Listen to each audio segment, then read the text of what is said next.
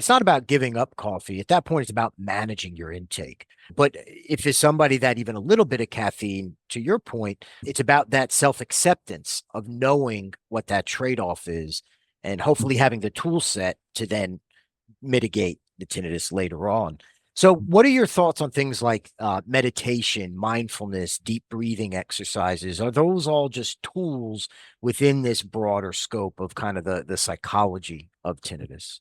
I'll talk a bit about mindfulness if I may, because I actually have a Sure. paper under review right now with the journal Mindfulness. So it seemed quite appropriate, but it's Very much basically, so. and then an online series of what's called body scans. Hey, everybody. This is Michael Piscos from MindEar, and you're listening to the Tinnitus Unplugged podcast, the show that answers all your tinnitus questions and helps guide you through your tinnitus journey. Tune in regularly to listen to a variety of world-renowned tinnitus experts share valuable tinnitus management tips and information to help you manage your tinnitus. To learn more, visit us at www.mindear.com. Welcome, everybody, to another episode of the MindEar podcast, Tinnitus Unplugged, where you can learn everything you need to know about tinnitus through many of our esteemed guests. I'm really happy today to introduce Dr. James Jackson from the UK. He's here to speak to us today about his personal story of struggling with hearing loss and tinnitus, as well as all the work he's been doing over the years to help this community. So, with that said, James, welcome to the podcast. We're excited to have you here today. It's a pleasure to be here, Michael. Thank you for asking me. Yeah, wonderful. So, James, why don't you tell our audience a little bit about what you've been doing in terms of working in the field of tinnitus, and tell us a little bit about your personal story about how you've got here. Yes, I mean, absolutely. To start off with, I've literally had tinnitus my entire life, for as long as I can remember. I'm hard of hearing as well, so these days I have about an 85, 90 decibel hearing loss, but it's always been the tinnitus that's been the problem. And I remember when I was young, and it must have been 4, 5, 6, I literally caught everything. This was before the measles, mumps, rubella vaccine, because I caught measles, mumps, and rubella, chicken pox, everything. Wow. Which, when COVID came around, I was stunned. It took me 2.5 years to catch it. Right. That immunity built up. Yeah, but it was one of those, probably measles, although it could have been mumps. I caught everything so close together. Sure. I had a slight hearing loss in my left ear. Turned out some of the bones in the ear don't knit together as well. So slight hearing loss simply meant that as I went through school, I would sit at the front on the left and try to hear going out of the other side. But it was about that time I looked up to my mum, who was not very tall, and I looked up to her and I said, "Doesn't silence sound funny?" And she had no real idea what I was on about. I just kind of took it. And it turned out that basically from that point on, I've always had tinnitus. I simply didn't know what tinnitus was. Right. Right. So I was going through my teenage years, and it was still there. And the more I focus on my own tinnitus, the more tinnitus noises I realize I've got. I've got that, well, my classic ones. I've got an out-of-tune test car, oboe, World War II bombers droning overhead, but that kind of noise. A true And my favourite symphony one is going on inside. Yeah.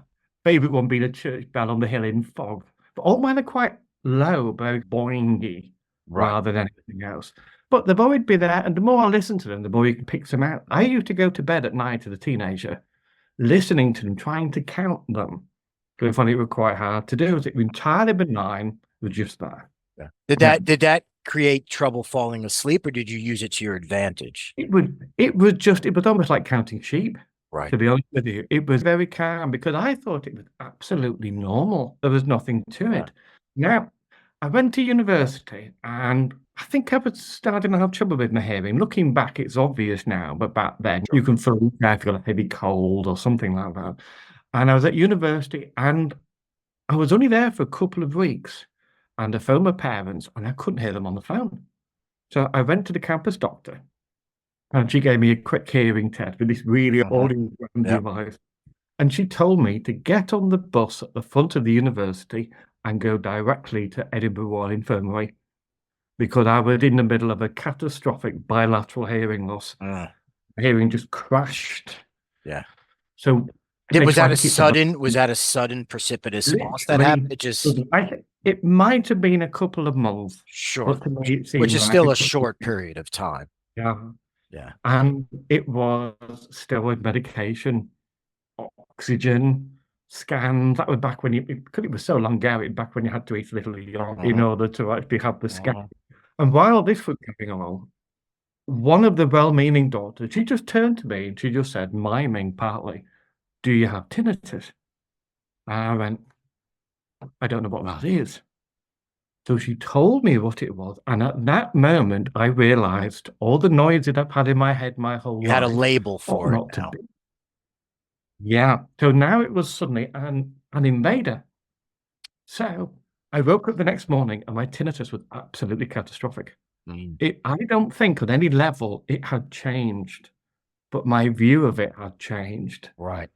Although I've got hearing issues and hearing aids get better, my hearing hasn't really changed. I've just turned 50. I'm conscious of that, but my hearing hasn't really changed in 30 years. So hearing aids keep getting better, get used to the technology. But I went through 10 years really of really struggling with my tinnitus in my 20s. I went through what I would refer to quite honestly as my heavy drinking years. But I used to actually, mentioning this, I think I used to drink very heavily so that I would crash out unconscious at the end of the night. Just not hear it. Right. Yeah. Until you woke up the next day and it was back roaring and so very temporary fix. It was just, it was all the bad things. Yeah. It was banning people from saying the word. Because if anybody turned around and said, "Oh, how's your tinnitus?" it would just make it worse. Everything was just taught the whole time. Sure. So as you progressed into your 30s, did the perception change? When did it start to change for you? It did. But the thing is, this is why it's worth pointing out to everyone, I'm a psychologist, not an audiologist. Because the way I look at it is that, for me, it's entirely clear that my tinnitus didn't change, my appraisal of it changed. And while I struggled with it, went to a psychology degree, better hearing, I did a master's at the University of Hull, and I stayed on there. I had an opportunity to do a PhD, and I was lucky. I mean, not only did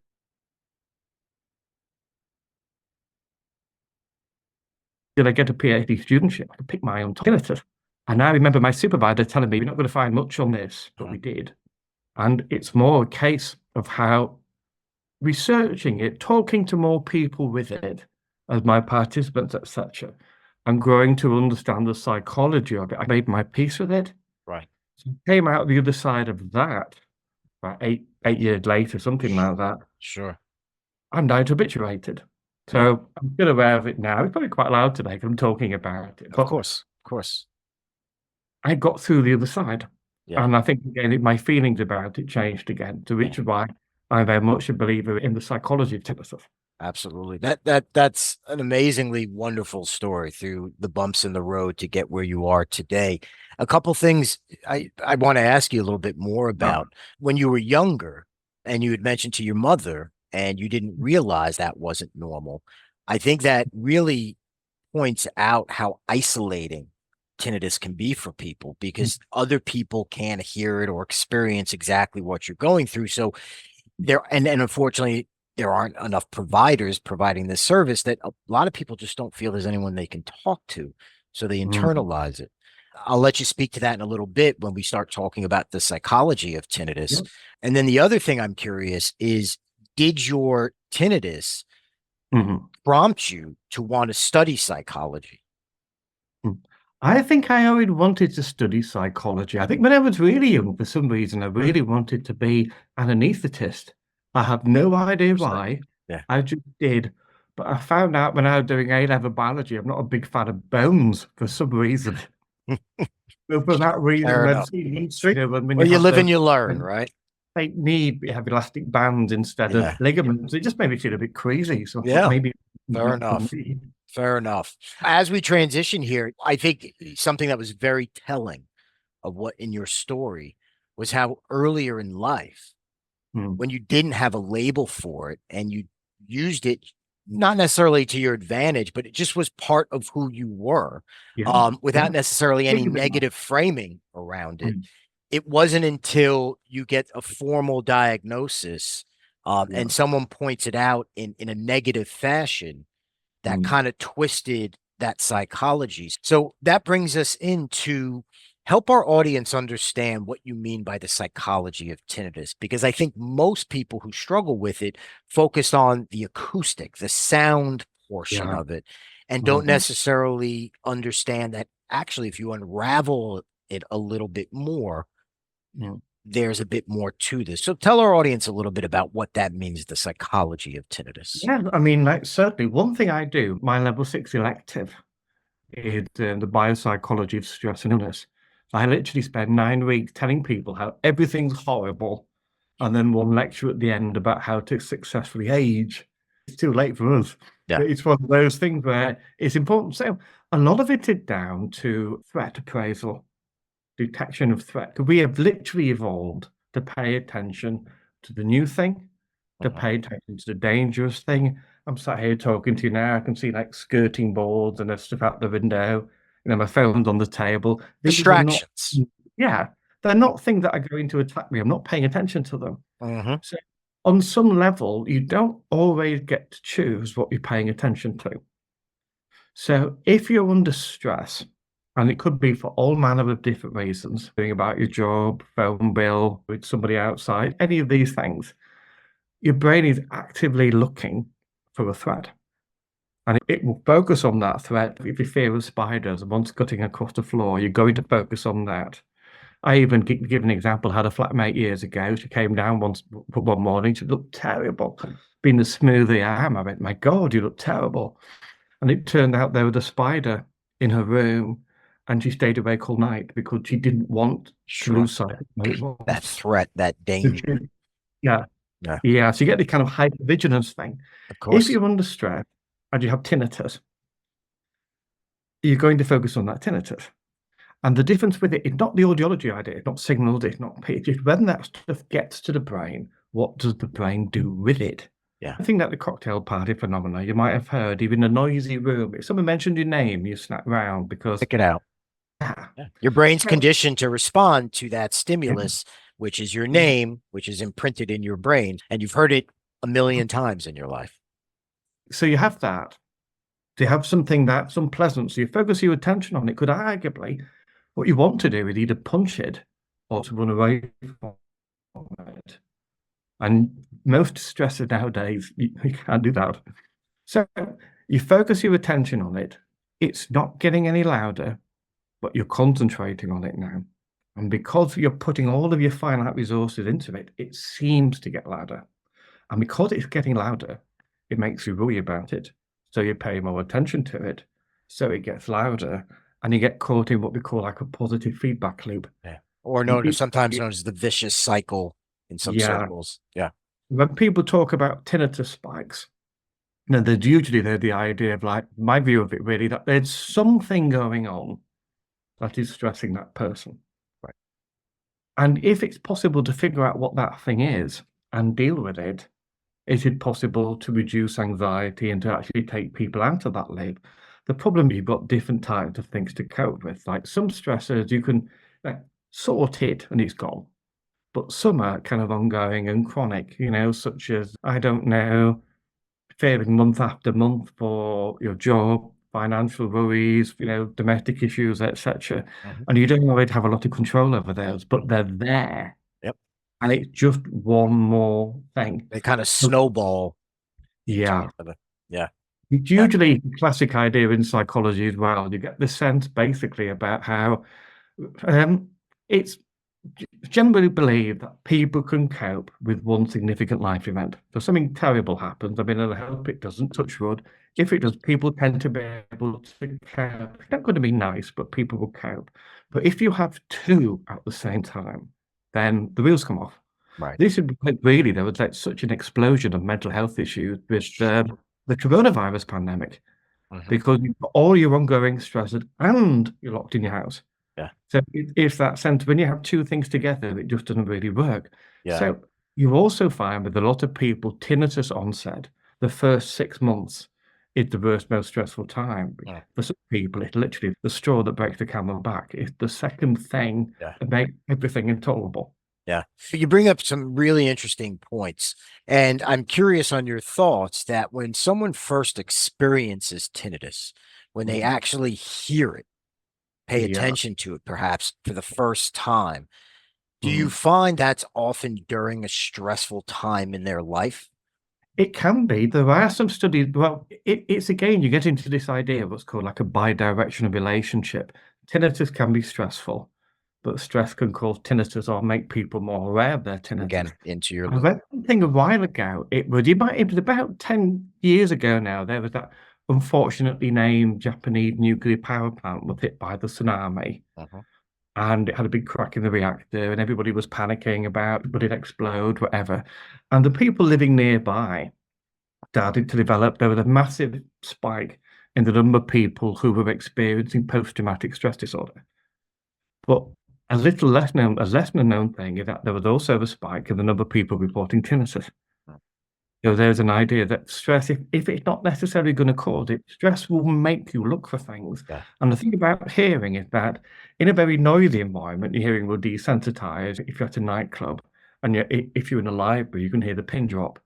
So when you're under stress, you're actively looking for something. And I think it encourages people to start to hear or pick up on the activity in their own ear, even when you think about things like pulsatile tinnitus and literally hearing the blood going through the eardrum. Because the ear makes a bit of noise, and generally speaking, you'll just filter it out. But when you're under stress, you're looking for that thread. I think that's a great point. That stress response doesn't only make us more sensitive to external sounds, it can make us more pay attention to internal sounds, not just tinnitus, blood flow, things like that, or our bones creaking or something like that. That's a really interesting point. So one thing I'd like to ask, so the point being there, right, that stress can be one of a few different reasons why someone might first perceive their tinnitus. There are certain situations where something traumatic can happen and it can actually mechanically change some things. But stress, I think, plays a larger role in tinnitus than people often think. And so I think that's a wonderful point. One of the things you talked about in your own personal story is about the transition of your thoughts changing of tinnitus. So we've talked a lot about the stress reaction to tinnitus. How does that relate to how it changes one's mindset, thoughts, and perception to tinnitus? It's interesting in a way because what you have is, particularly human beings, like we're top of the tree, we have bigger brains, we have more pathways from the logical areas of our brain going down deep in order to reduce activity in the emotional areas. But what people don't always realize, we still have ascending pathways from the emotional areas that can go up and shut off the logical thinking parts of it. One way of looking at it, again, when I was doing my PhD, one of my flatmates was a philosopher. So it was all like bioethics and interesting stuff, but he would fervently believe that human beings are logical. And as a psychologist, I believe that human beings are emotional. And it doesn't really, so sometimes it basically... Maybe it falls somewhere in between, right? Yeah. But if you're anxious, all the underlying, what sometimes people call the reptile brain, the limbic system, can actually shut off the thinking areas. This is when you get like panic and fear and anxiety and that sort of thing. You can't just turn that off in a way. It's an important presentation. I'm not going to be stressed today. You can't necessarily turn that off. Yeah. So sometimes the evolutionary areas, because I think probably one of the best ways of describing it is that every one of our ancestors survived. Every one of them. In order to kind of begat more people, whatever the term is. So these rules of thumb that were useful in 10,000 BC are still with us now. Yeah. There's a tendency to have emotional responses to things, which means you move away from things that are dangerous because it's unpleasant, and you move towards things that are nice. One of the reasons why sandwiches taste better when you're hungry. It's that kind of... Absolutely. So when these things enter consciousness, it drives our behavior. Yeah. And the world we live in today compared to thousands of years ago, there's much more noise. There's much more stimulating things that can be triggers for stress. So it's important for people to identify what could be stress triggers, I imagine. That way they can manage things better over time as well. So let our audience know. So we talked a lot about the theory and how things work. What does that mean to someone in their life day to day? How can they help identify triggers? How can they help manage these stress spikes? Yeah. It's an interesting thing because sometimes when it comes to stress, this is the psychologist in me is about coping responses, empowerment, resilience, that kind of thing. Generally speaking, everybody has their own default coping strategies. And you will draw back on every time because it's obvious to you. Most of the time it works. In fact, they work so well sometimes you don't even get stressed at all, whereas somebody else does. But the tendency is when it's not working, people tend to double down and do more of the same. I'll give an example. Say students come to university with all the tricks that they've learned from school. And at university, we want slightly different things. So people might be used to doing well, get a poor mark, and then they just work harder doing the same thing again. And some people do take that time to kind of learn. So what you really need is somebody else's coping strategy that Try you something wouldn't different. normally think of. Right. Yeah. Yeah. It's Because- like trying to put the square into the circle over and over again. You got to realize you got to reshape it in order for it to fit. Yeah, exactly. I think that's exactly it, because you basically need someone else to say, have you tried this? And you think, no, that's stupid. I'll never try that. You're stressed because you haven't tried it. So not everything everybody is going to suggest is ever going to work, but sometimes they're the idea of trying something new. I'm not up with it myself. I'm not especially religious, but I've always been a great fan of the Serenity Prayer from Alcoholics Anonymous. The idea that you both have the strength to cope with things, the wisdom to know the things you can't control, and to be aware of the difference between them. Because some people are very doing, go getting, try and fix things. But if you're trying to fix something that isn't in your power to fix, people blame themselves, and it's a great stressor. And sometimes there's something where if you only get it sorted, it'll just go away. So you've got to really work out, is it something you can deal with? And what are the things you can do in order to put that right, or just keep yourself on the straight and narrow till it's over? And which are those long things that need you in order to be kind to yourself and you struggle through it until it gets to the end? So it's the idea of trying to put the square peg in the square hole and the round peg in the round hole. People aren't really very good at doing that. The only thing I know for certain is that the worst strategies always are avoidance strategies.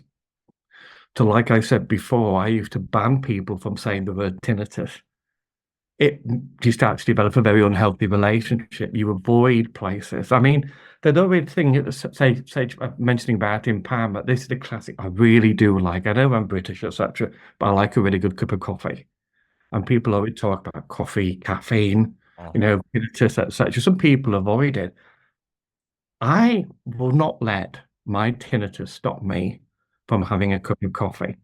If my tinnitus gets a little worse afterwards, because I chose that, I don't mind. But if you're the person who stops doing things because of your tinnitus, it's very damaging. I had a participant I went to once, because I do things with stress hormone, so I go around to people's houses and collect spit, which then becomes human tissue when I collect it, so people can keep it whenever. We have to go around and get it. And she lived out in the country, beautiful little house in the middle of nowhere, and clearly loved gardening. But because she was so far from civilization, it was so quiet. Now she had tinnitus, she couldn't go out into her garden anymore because the tinnitus was too noticeable. So she was inside, tearful, watching her beloved garden just fall to pieces. Her tinnitus had stopped her from leaving her house. And doing something she loved and enjoyed and brought her joy and happiness. So when you get to that, when it stops you from doing things, it's really bad. It's one of the, I'm glad you bring that point up, because it's one of the things we talk to a lot of our clients about, is that at the end of the day, it's not about avoidance.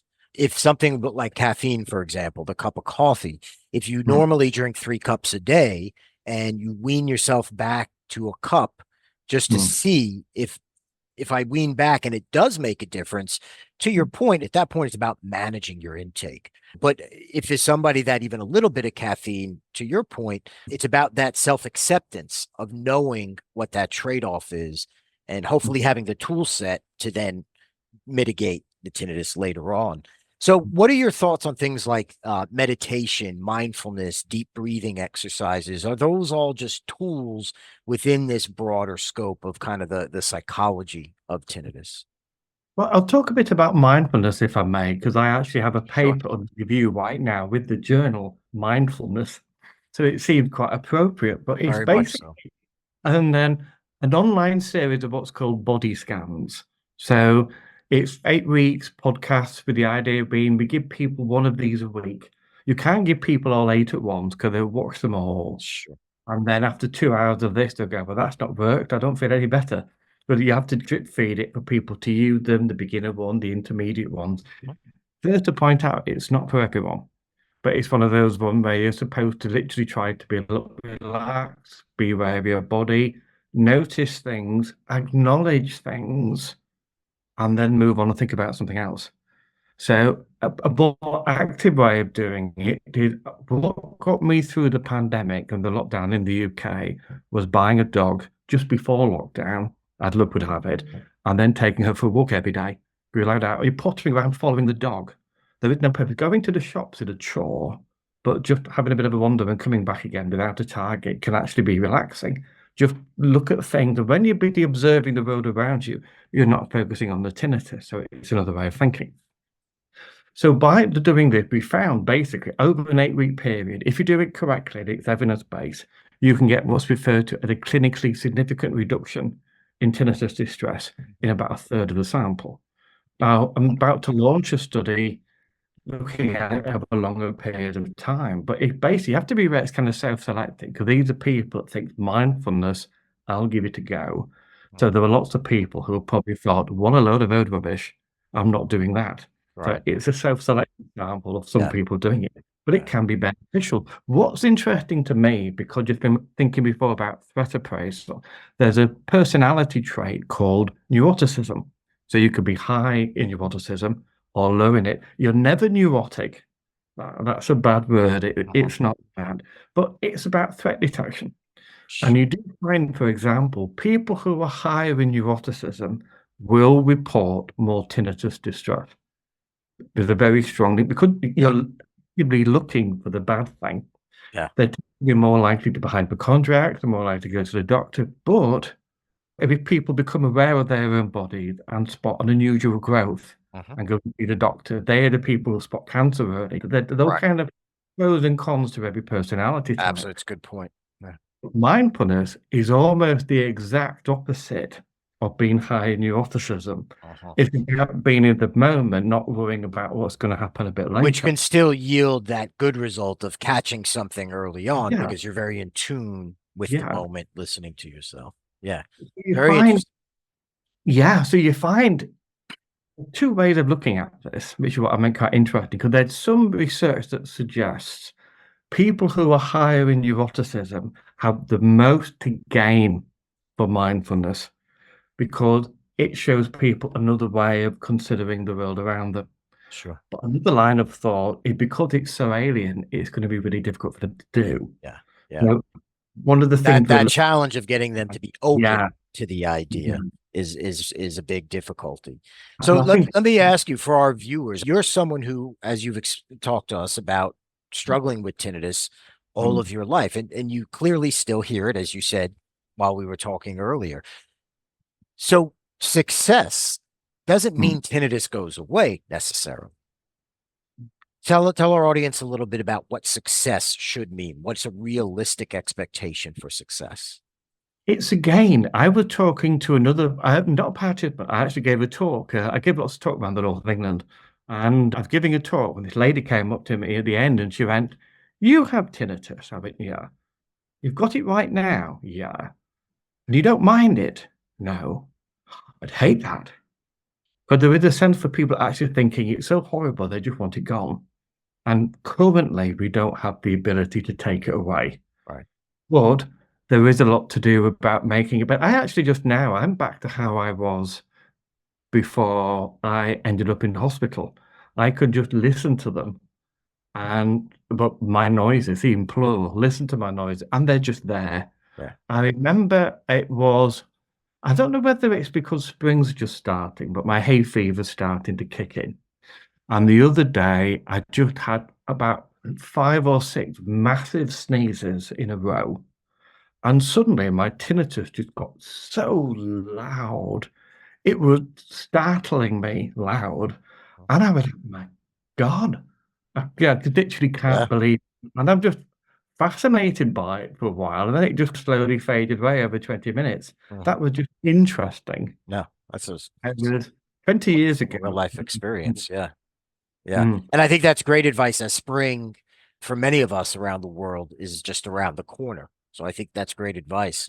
As we wrap it up here, I'm going to ask you the difficult question where there's no right or wrong answer of in James Jackson's world, what would you love to see in the coming years for tinnitus techniques, solutions, research to help further this community and get closer to helping more people find relief? Well, 2 things spring to mind in the few minutes we've got left. One of them is that I've got another paper coming out on patient satisfaction in what's called like the primary care pathway in the UK. Going to see a GP, going to see a doctor, and what do they do? Whether you get referred to audiology if you've got tinnitus or something like that. And the results were not good, to the point where the paper is now not about patient satisfaction, it's going to be about patient dissatisfaction. I think And that's very telling. yeah. And you find that we also took people and we gave qualitative interviews of a selection of these 400 people to actually go like, why have you given these kind of satisfaction scores? Right. And generally speaking, the 2 issues with this is that when you see the doctor, when you see the audiologist, it's all about the diagnosis. It's about, you have tinnitus. Do you have hearing loss? Why do you have tinnitus? And trying to go about, you've got tinnitus in one ear, give you a scan to make sure you don't have an ear tumor, all of that stuff. Very little, if any, consideration is given to tinnitus as a condition of its own. It has huge link with anxiety, depression, sleep. Everything is worse if you can't sleep. Everything. Yeah. And it just needs more empathy. Now, if you think about the difference between like sympathy and pitying someone, nobody wants that. You want to be understood. And I was at a conference once and there was a GP there and she was in tears. And the reason she was in tears is now she has tinnitus. She understands what she could have done and didn't do for the people she saw in the past. She was very upset, really upset. That not so much not taking it seriously, but you worry about other things. I think a lot of people don't consider actually having tinnitus as being something of itself. Yeah. So, I do workshops now for audiologists, GPs, when we can get them, in order to help people to appreciate that tinnitus is a condition by itself. And people should consider what can be done to support and understand people like that. And I think there was one where someone was saying they went to see hearing therapist eventually, 1 hour with that woman. There was empathy and understanding. My participant didn't need to see anybody else about their tinnitus for 3 years.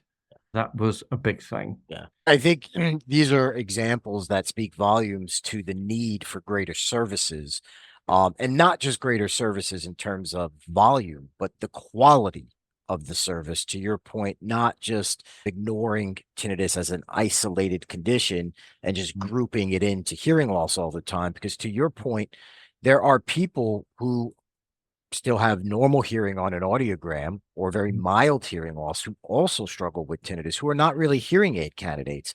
And those people get left out because there's no real solution for those individuals. What was the second thing you had mentioned? Yeah, but just to have one for the first one, someone did actually say to me that they were told by an audiologist, if only you were deaf, I could have helped you. So you get that kind of quality to it. But the other one is really, especially think about personality traits. And I want to see much more in the way of patient-centered care.